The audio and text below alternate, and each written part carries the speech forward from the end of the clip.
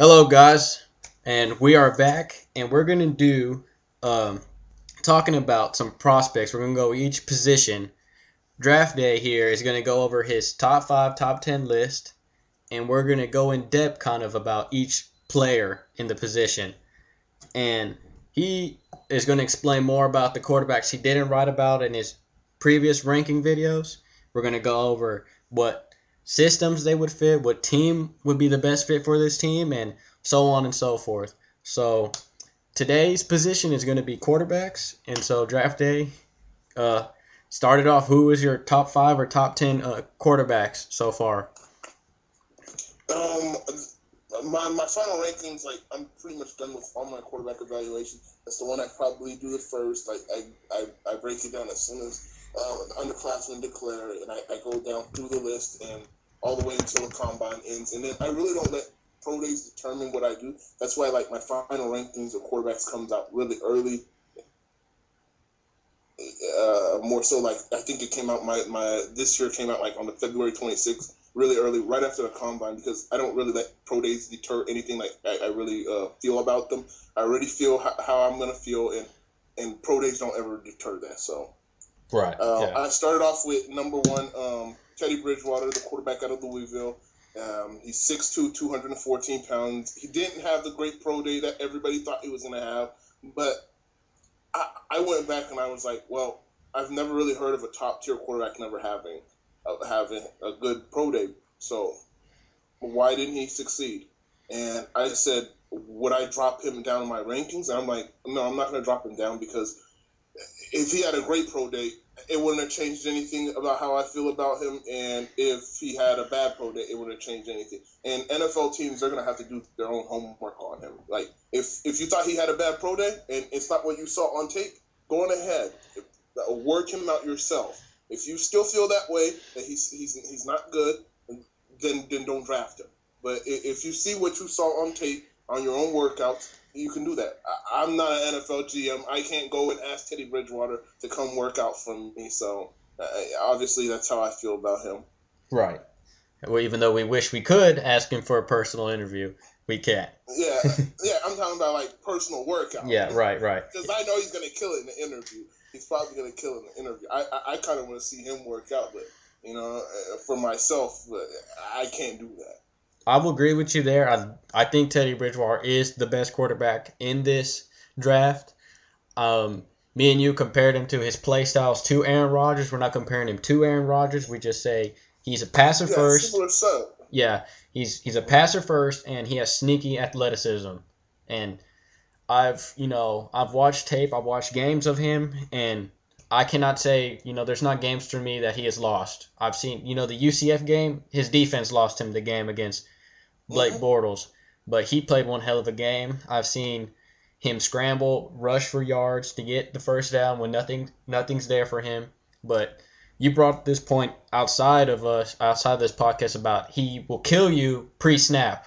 He's a quarterback that will beat you pre-snap, not after the snap.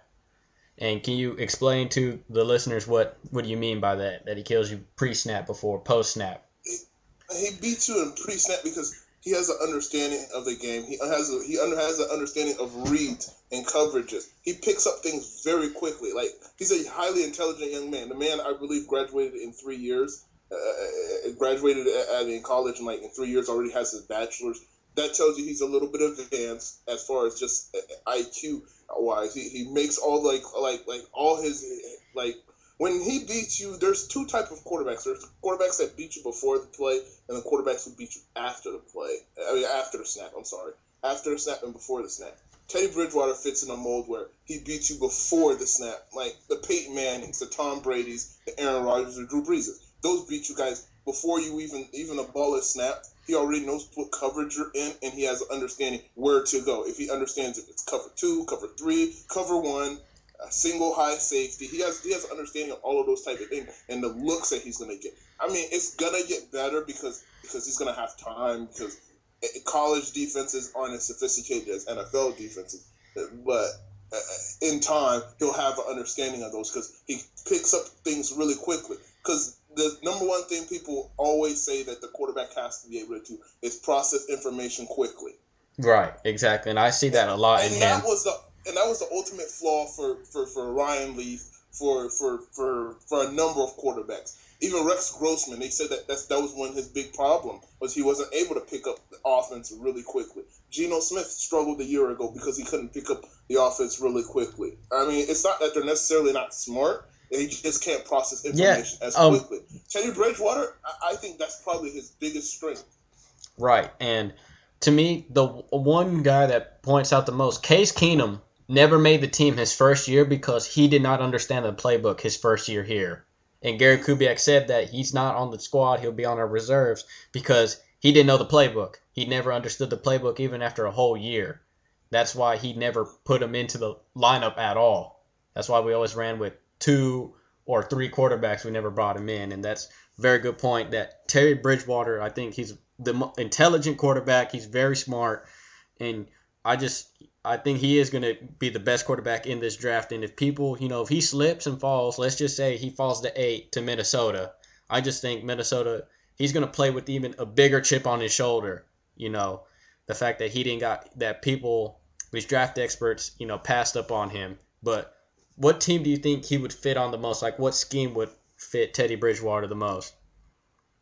I think that Teddy Bridgewater, you would have to actually put him in you could put him in pretty much any system and pretty much adjust it. As long as like almost all the offenses in the NFL have that pre-snap phase of the game, but he'll just have to be like it would be less like what San Francisco does, an offense that revolves around the quarterback, where displays his talents. Something Right, similar to what Bruce Arians runs out in Arizona. right, He exactly. allows his quarterback to be featured. Something similar to that, Teddy Bridgewater could do that. Can he make all the throws? But yeah, but I would prefer him to actually be on a team that's actually in warm weather because the thing about him I'm hearing is that he plays with those gloves, smaller hands. I think he plays because it's the smaller hand, but he also says because warm weather. He played all his life in Miami in warm weather, and then when he went to Louisville, it was a little bit colder, and he just got used to the gloves. Maybe it might be a little bit better to have him in a warm weather city, a Miami type. I'm just naming Yeah, or type inside of of a dome. cities. Yeah, inside of a dome. I would prefer him. Like I'm not a big person on. Well, he can't play in Buffalo because he's never played in cold weather. No, but I would rather him to actually play in a warmer weather city more so than a cold weather city. Right, But right. I think he could play pretty much any offense though. Guys like that could play pretty much anything though. Right, and so let's get to the next quarterback on the list. Your number 2 guy. Who do you have? I have Blake Bortles, the quarterback out of Central Yeah, Central Florida. Florida. He's 6'5", 200. Yeah, he's 6'5", 232 pounds. He has big hands, and the thing about it is he's really, really strong, hard to bring down, but he's still raw. I still see fundamental things that he does wrong, and still struggles with the deep ball. People haven't really mentioned this to me or anything, but I look at him as a little bit of a boomer bust type of a guy, like a guy that might succeed or might not succeed, depending on how you groom him. I felt the same way about Blaine Gabbert, and that scares the heck out of me. Like boomer bust prospects really do scare you a little bit because Either they're going to there be are really good or they're flaws. going to be really bad. They're going to be really, really bad. The upside for him is Ben Roethlisberger type because he can make plays when things break down, when he could shrug people off, or Andrew Luck type of stuff. When Right. he'll break a tackle, and he'll throw. He has really good mobility, a real good understanding of the game. He has every physical tool, but sometimes his mechanical things get in his way. He's still rather new to the position because he was recruited as a tight end at Central Florida, I believe. Well, I didn't know that. That's the first time I've Yeah, heard yeah, that. yeah. Bill O'Brien recruited him as a tight end, but he was hoping that he could play quarterback because I believe he only played like 1 year at high school playing quarterback. He was recruited in there as a tight end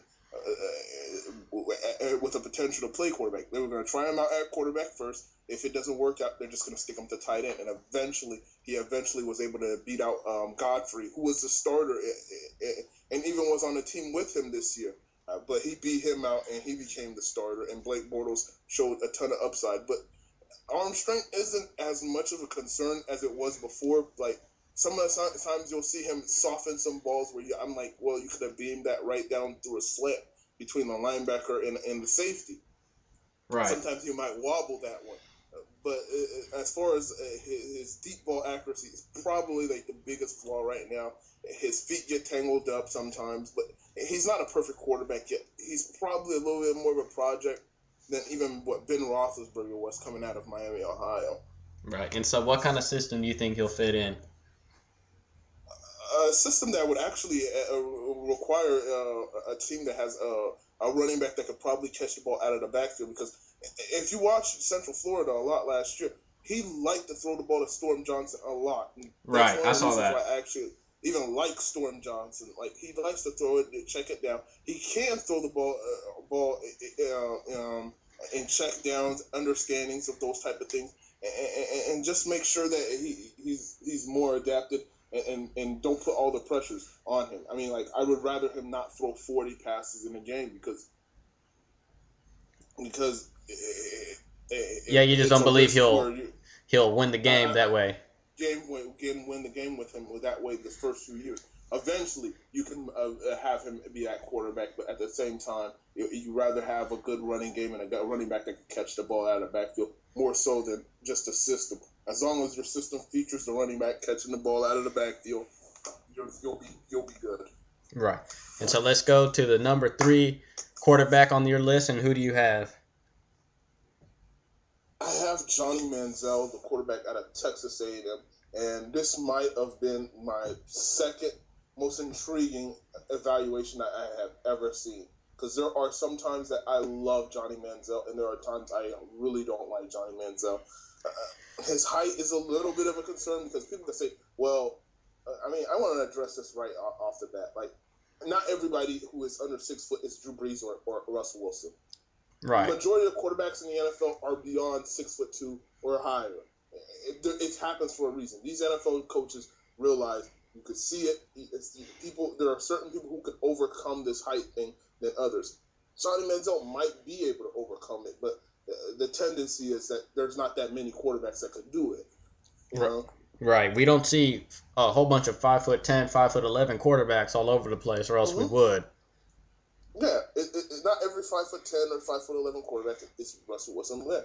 I'd rather actually take the traditional 6'5", 230-pound guy with a big arm and can make all the throws. But at the same time, Johnny Manziel, we're yet to see him work out, even though despite Texas A&M having his pro day, so he prolonged it really shorter. So like he'll have the momentum at the end of April, and he'll have the latest pro day because he kind of wanted it to be after Teddy Bridgewater's and after Blake Bortles and Derek Carr all through, because that's his competition. He knew what his competition was coming in, and he said, I'm not going to have it the same time as Texas A&M's pro day when Jake Matthews and those guys were working out. I'm going to have it later so NFL teams can be like, well, this was the latest, it was the guy who gave us the buzz the last, you know? Right, exactly. Sometimes it's the last image that you have in your head is the one that you're going to go in and have maybe draft like, oh, Johnny Manziel really had a good pro day.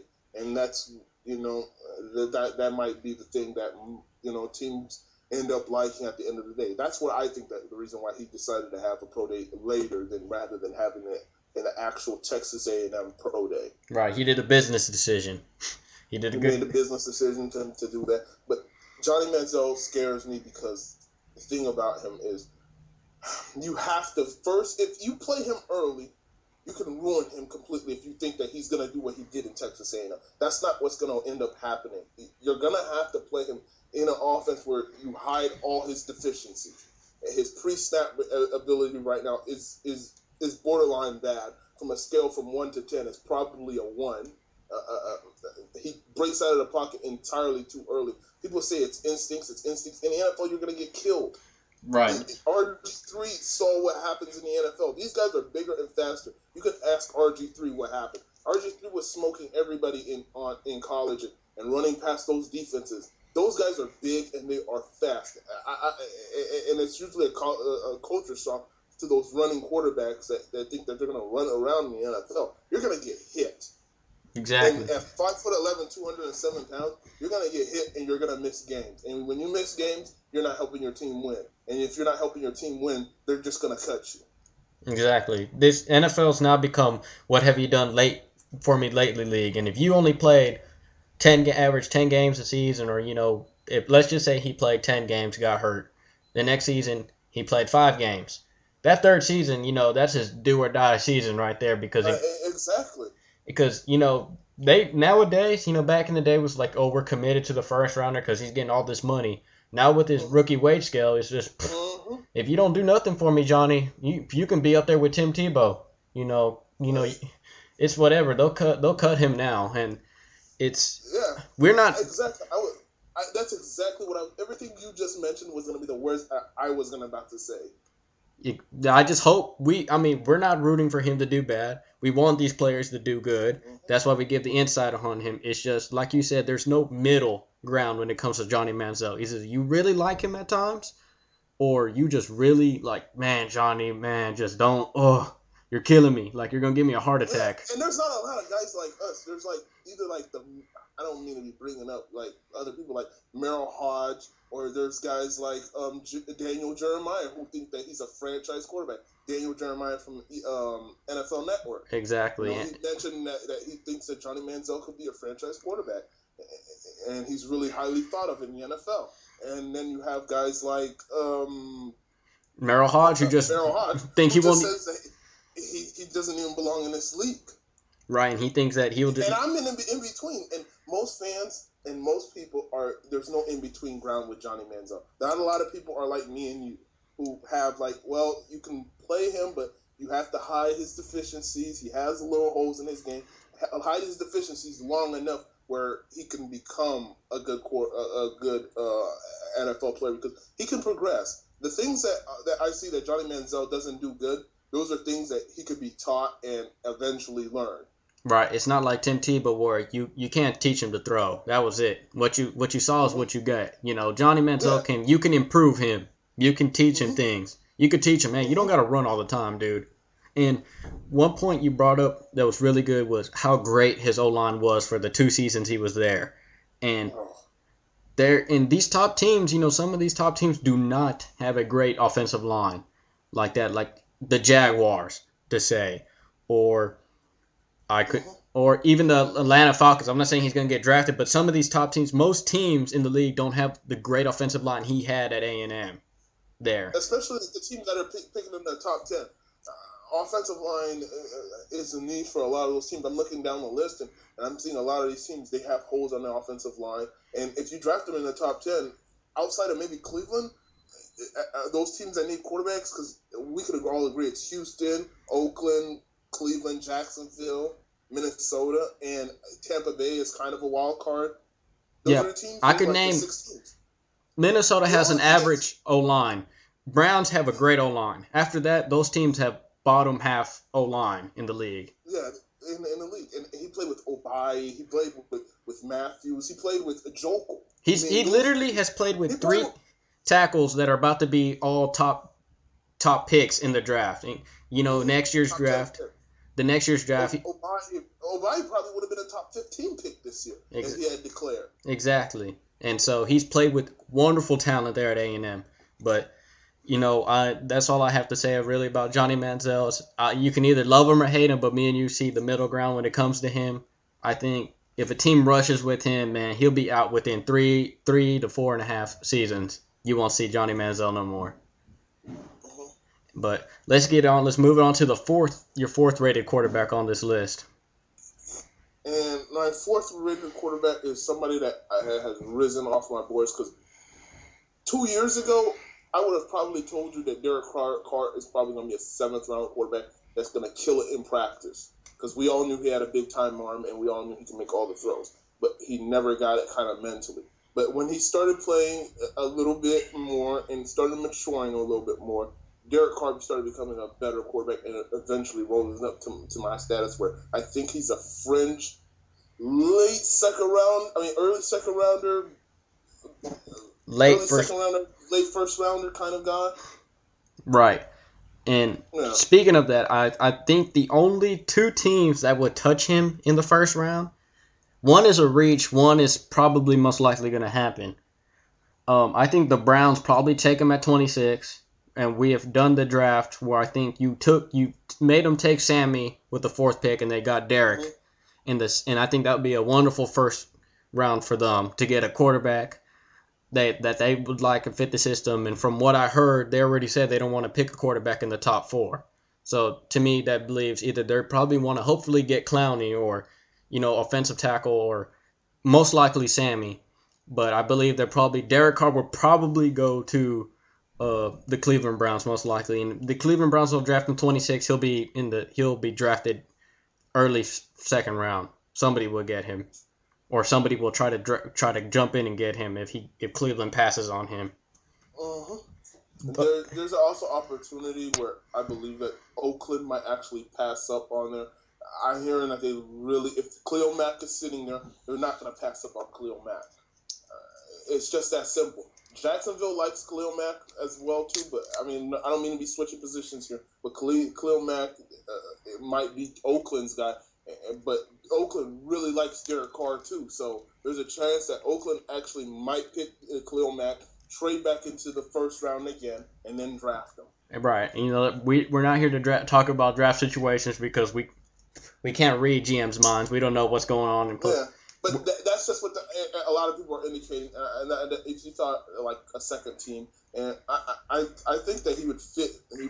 He would fit more so of a West Coast offense, more so than a down the field offense. I'm hearing that Minnesota likes him too. Right. But I'm thinking for a West Coast offense and more so than that, because that's something that he did in college his first 2 years. Right. The last 2 years, everybody was like, well, he's played in the spread and he played in the shotgun, and they were like, well, he threw the ball so well. Like in his pro day, I heard a lot of people talking about he threw the ball well under center, and I was like, well, his first 2 years he did that. It's nothing that's new to him. In the last 2 years, yeah, he played in a spread offense, but his first 2 years he was in a West Coast offense with threes and progression. So I doubt he probably forgot those things in 2 years. Right. He probably can pick up those things right back up, and I think that's probably the perfect fit for him down the line. And it would allow him to hide some of his deficiencies as far as pocket awareness and throwing off his back foot, because bad mechanics you can hide them all in pro days and in practice. You can look all good, and you resort back to them when you're in trouble. When you're starting to get hit, and when you're starting to do those type of things, start going back to his flaws, throwing off the back foot. But you can prevent that by putting him in a system where it's precise 3-step drops, 4-step drops, 5-step drops. I don't think he could fit a Bruce Arians type of system where quarterbacks sometimes get killed, where it's a vertical offense, something similar to what Baltimore runs. Right, yeah, exactly. Yeah, where they're going to have him take 7-step drops and those type of things. No, I'd rather Derek Carr not do that, because at times he's going to resort back to his bad habits, and he's going to throw off his back foot, and interceptions are going to start happening. I prefer him to have a system where he could just get 3-step drop, make the quick decision, and throw, because he makes quick decisions, and he feels really good about them, and he could fit through a lot of tight coverages. Right. Because I believe that his accuracy all depends on his feet work. Right. And so now we'll round out the top 5. And who is your 5th quarterback on this list? I have Zach Mettenberger. And I know a lot of people are not fans of Zach Mettenberger of LSU, but I wasn't a year ago. He came into a year ago, with a 6th round grade, I believe, in the preseason. I knew him he was. A lot of people were really down on him. He was a liability for LSU and was, in fact, holding them back. And I said that the only reason why I'm going to put him even a 6th round is because of his arm strength and what you could possibly get out of him. Cam Cameron helped him a lot this year. Not only him, but Odell Beckham, man, his 2 receivers he had out there. Jarvis Landry. Yeah. Those guys were there a year ago. I was like, what is the biggest difference between last year's Zach Mettenberger and this year's Zach Mettenberger. And you can even probably ask him, I've heard even him in interviews talk about Cam Cameron being a big difference in his grip. And everybody's like, well, Cam Cameron will hit him then.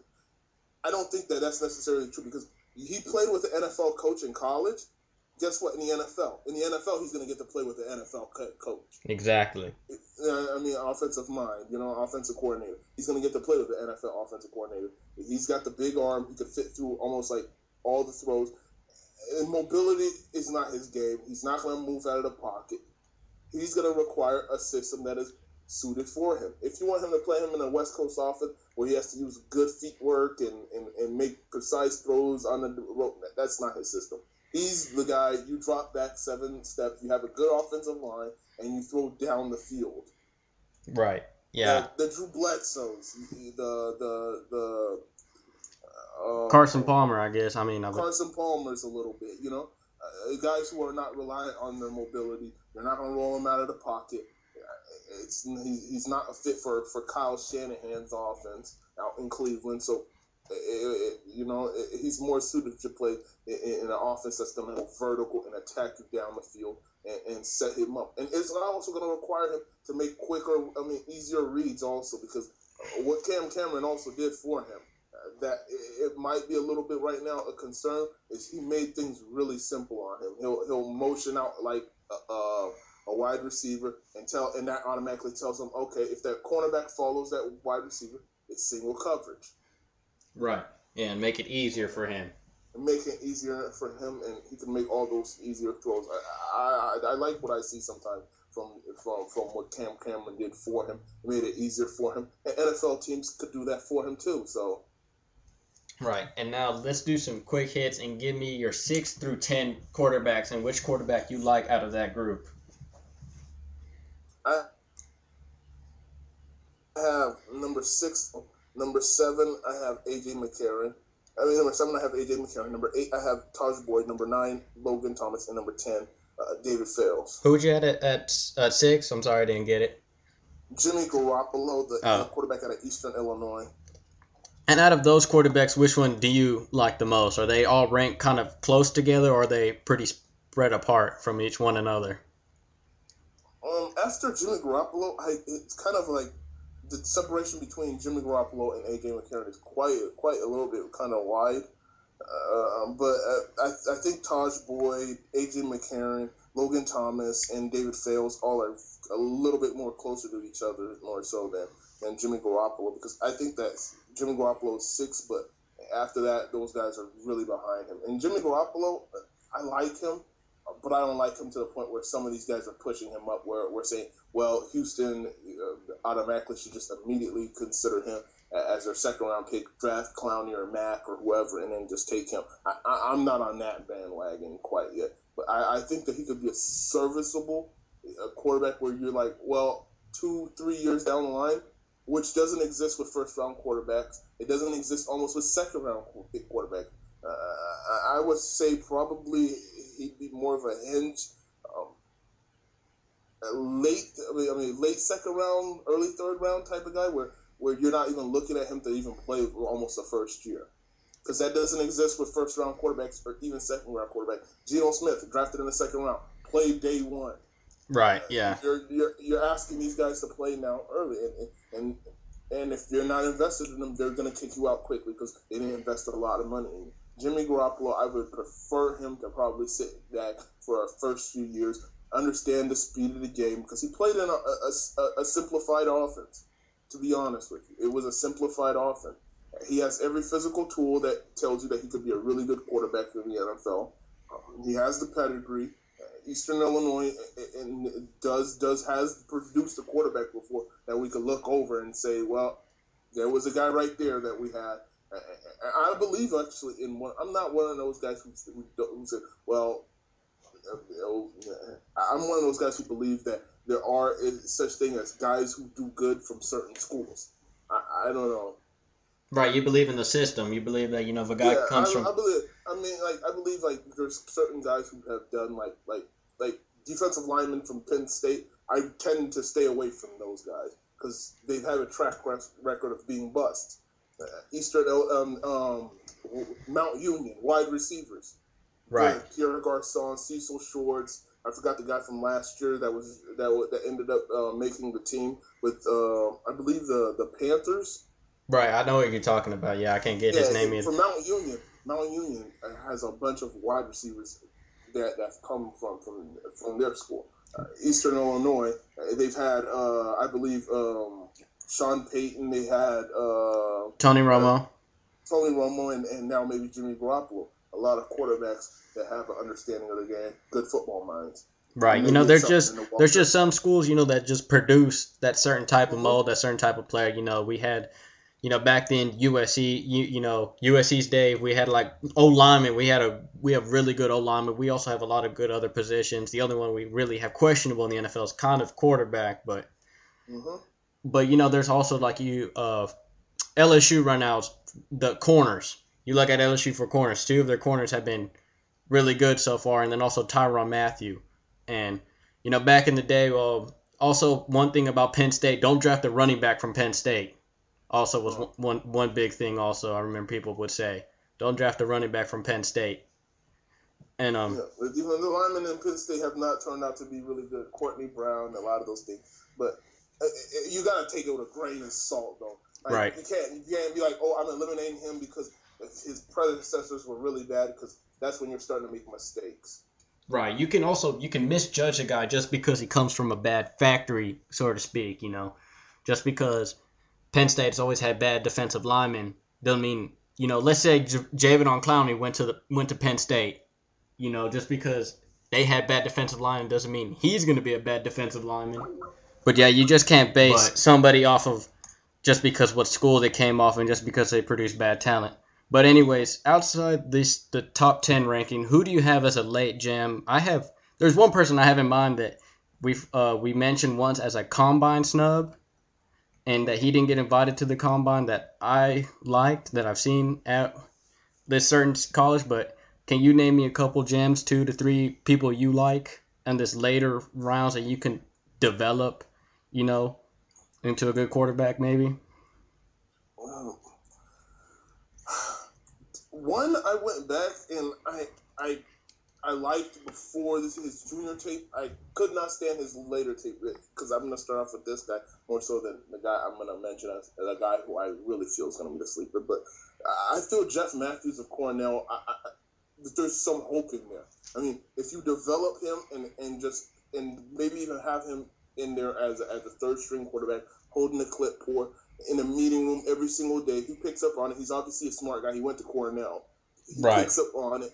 And he starts getting some reps. If he gets a few reps here and there, you can develop him as a fringe starter where he becomes a guy where you can have on your team for a long time, who you could have like to be a stopgap guy, a Ryan Fitzpatrick type. Ryan Fitzpatrick had a pretty successful NFL career, even compared to where he was drafted.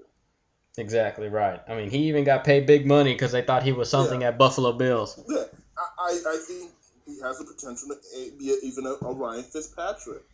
And that's not necessarily a bad player. You could say, well, you want, he's not an elite quarterback, he's not a franchise quarterback, but he was a starting caliber quarterback, fringe starter, sometimes a backup, and eventually you could have developed Jeff Matthews into that. Right. But who's your biggest gem that you like? My biggest gem I like, he was a little bit of a combine snub, and I'm now learning he was kind of a snub because NFL scouts kind of were behind on him. They didn't get the real news on him because he wasn't expected to declare, and I think he shouldn't have declared, but because the team around him was really bad and his top wide receiver was leaving, Robert Herron. He decided to go out for a go his senior year and possibly come out. There's a chance that Brett Smith goes to the 7th or goes undrafted in this. But there's also other people who tell me that there's a possibility that he ends up as a 4th rounder. That's a really big gap between the area. Brett Smith could do a lot of the things that Johnny Manziel can do, right, without the hype and he probably can't make the same type of throw. But if you had to say downline straight speed between Brett Smith or Johnny Manziel, Brett Smith has Johnny Manziel beat. I believe he ran a 4.52 at his pro day, and Johnny Manziel at the combine ran like a 4.68. Right, yeah. And both me and you, we did talk about how he was a big-time snub at the combine. And I think if you put him in the right system, if you coach him up, I think he could be a starting caliber quarterback. I think he's a really good gem. Yeah. And he has a bunch of promise compared to some of the quarterbacks you have listed above him. Like, I believe his ceiling may be a little bit higher than some quarterbacks, but I believe that. I believe that he has those, or even AJ McCarron, or even Taj Boyd. Taj Boyd is never going to be a starting quarterback. He's probably a backup, but I list him at 8 because he's going to be a solid backup quarterback. I have a strong feeling for Taj Boyd. Brett Smith, at times I don't have a strong feeling, but I really believe that he has a lot of upside ceiling. Right. Now, outside of the top 10, there's no one I feel that probably could be a starter more so than Brett Smith from Wyoming. Right. Me too. I have the same feeling. The only reason why we don't put him in the top 10 is for certain reasons why he didn't get invited to the combine. We don't have that much tape on him, and maybe he doesn't do all the great stuff as we once evaluated great quarterbacks before us. We got privileged to see Andrew Luck, to even witness a great quarterback as him in our time, and to have studied and evaluate him. But I think Britt Smith and also Jeff Matthews, I've also messaged you off the air about how I like him, and you keep saying you don't like his senior tape, and I also felt kind of the same way. I just if you develop him, I feel like he can also be a good player. He has the size at 6. I believe he's 6'4", 6'5". He's listed as 6'4", 223. Right, and he's a big dude. He's a tall, prototypical quarterback. And Brett Smith is how tall is Brett Smith? Is he 6'2", I believe? He's 6'1". Oh, well, there you go, an inch. But those are our gems, and those are the quarterbacks this is the quarterback class we're evaluating, and what we think personally of these players. I'm sorry, he's not 6'1", he's 6 foot. It came out his pro day. He was 6 foot, but he's listed 6'1", but he came out 6 foot. All right. Well, and any final comments you want to add to this this evaluation on the quarterbacks this year? I kind of wanted to get and talk a little bit about Logan Thomas. You can go ahead. We can sneak in Logan Thomas. Yeah, I wanted to talk about Logan Thomas because he's a guy. I rated him my top 10 on tape. I wouldn't even have drafted him alone. I think that he played horrible. His feet were all over the place. His mechanics were bad. He chose wrong times to run. I wouldn't even touch him if I just watched the tape. But because of his big arm, because of his massive size, because the way he threw at the combine, and because he's still rather new to the position. He's played the position for 5 years now. Right. 5 years. That's not a long time. Most of these guys have been playing quarterback since they were 7 or 8 years old. This guy's only been playing it for 5 years. I know he was recruited as a tight end. I remember that. Tight end, yeah. He was recruited as a tight end coming out of Virginia Tech. He's still rather new to this thing. Maybe if a coach could just get him and teach him all the proper things, because at Virginia Tech, I don't mean to be bashing their coaching staff, but they've never really worked at developing their quarterbacks. Frank Beamer's staff has never done it. I can't remember any of them that's come in and been NFL ready. Even Michael Vick, when he came in, he had to sit a year playing behind Scott Chandler. Right. Yeah.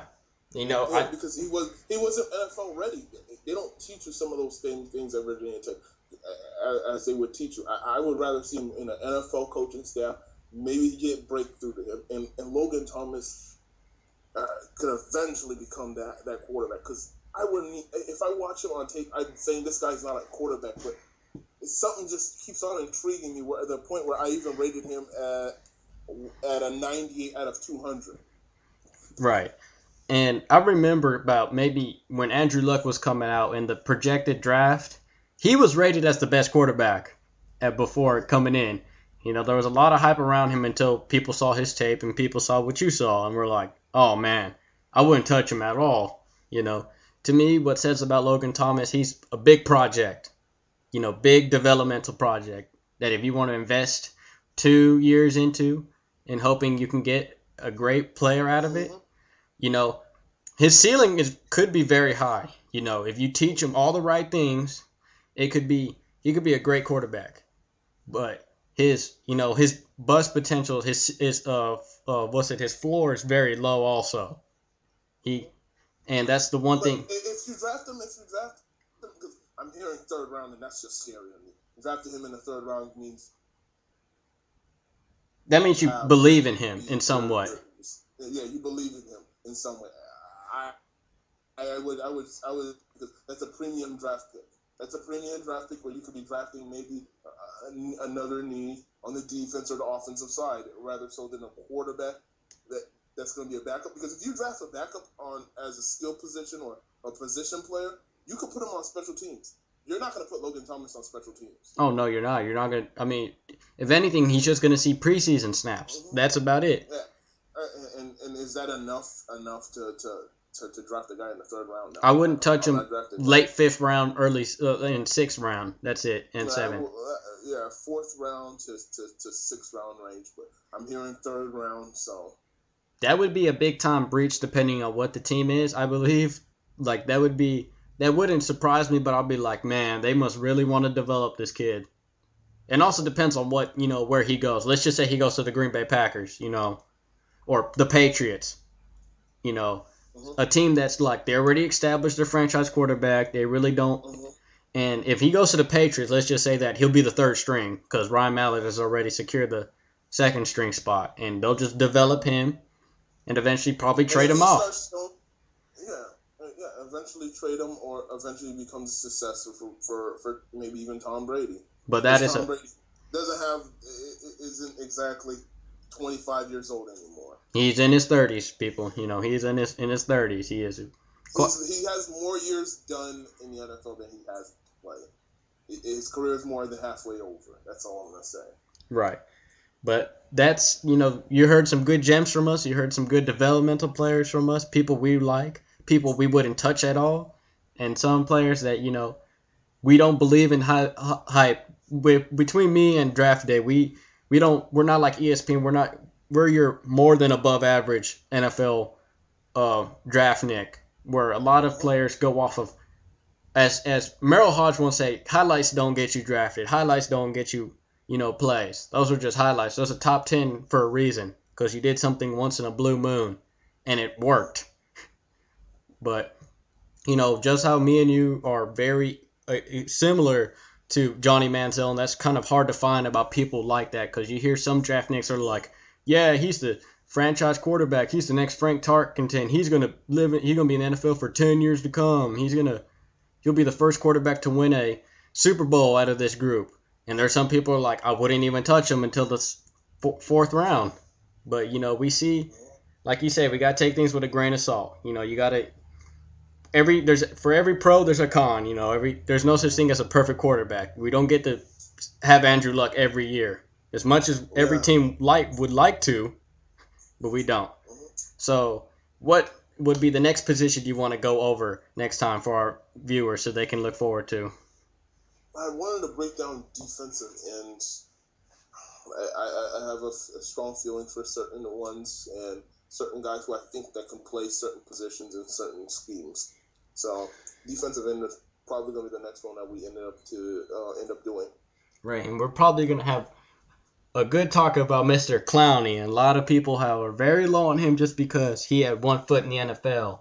But that's for a later time, and thank you for joining us during this. Please subscribe to my man Draft Talk. He is very good at his draft. He has done very excellent on breaking down on his rankings. They're very good, and please give a listen to our previous podcast on our previous mock drafts that we did. And also, looking forward, we're going to do a GM kind of mock draft a week or as close as we can before the draft, so we can get all the hype and we all know what teams want to do what, if there's a team that traded before the draft. and we can see what we're doing that. But until then, see y'all next time.